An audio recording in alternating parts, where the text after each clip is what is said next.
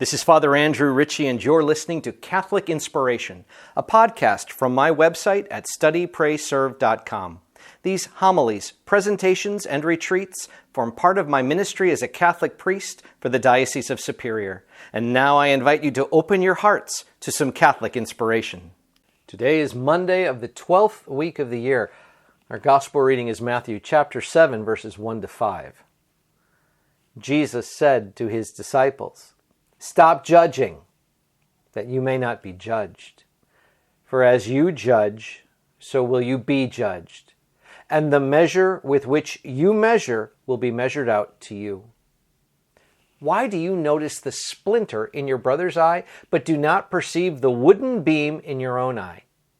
How can you say to your brother, 'Let me remove that splinter from your eye,' while the wooden beam is in your eye? You hypocrite! Remove the wooden beam from your eye first. Then you will see clearly to remove the splinter from your brother's eye." It is practical wisdom. Again, Sermon on the Mount. Can't go wrong with it. Stop judging. Stop judging. Now here's the distinction. We have to judge if something is good or bad, meaning an action. We judge food when it's bad. We don't feed our loved ones rotten food. We make a judgment. It's not healthy. It has to be thrown out, recycled, composted. We don't allow for bad building structures, things that are unsafe for our loved ones. We get them fixed. We get them repaired. We take care of them. We don't risk cars that are not functioning properly, don't have brakes or good steering. That's not right. People are in jeopardy. We make judgments all the time. But here's the question. But we can't judge another person's soul. We can't judge another person's heart. We can judge the behavior, if it's good or bad. But you know what? The behavior is one thing, the person's another. Friends, the only one who truly knows the human heart, that looks right into the soul, that's God.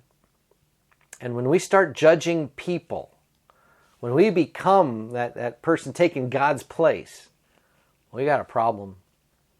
And the reason we have such a problem is because we're not applying the same rule to ourselves. Isn't it easy to really want to pick apart somebody else's sins and gloss over our own? Isn't it easy to be so careful in noticing all the faults of somebody else? Well, it's not a big deal for me. And Jesus says, the measure with which we measure will be measured out to us.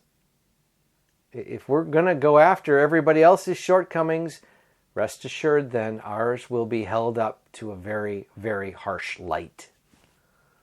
Now, Jesus gives us a way out of this. He uses that example of the splinter and the beam. Before we ever even want to try to call out somebody else's faults, we humbly confess and acknowledge our own.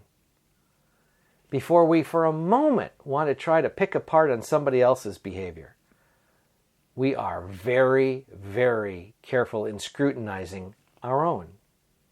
The beam in our own eye, the problems that we have, the sins that we've committed, the shortcomings, the miscalculations, the mistakes, all the things that rather than gloss over them, no, take the hugest, biggest magnifying glass and examine every one of them in excruciating detail.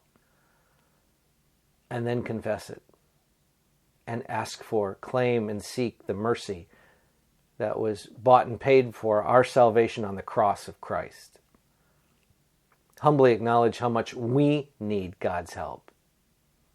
And only out of our awareness of our own sinfulness do we want to try to then speak about that in any way, shape, or form to others. Because friends, it's only when we humbly acknowledge the beam in our own eye that we can be authentic and helpful to others as they're struggling as well.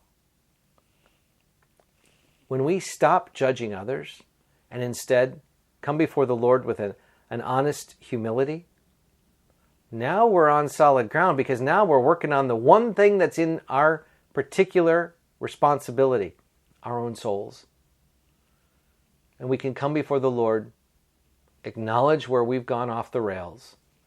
And in doing so, we find that Christ will meet us, forgive us, love us, that we might be authentic witnesses to help others come to know Christ as well. God bless you all. This is Father Andrew, and I hope this podcast inspires your faith.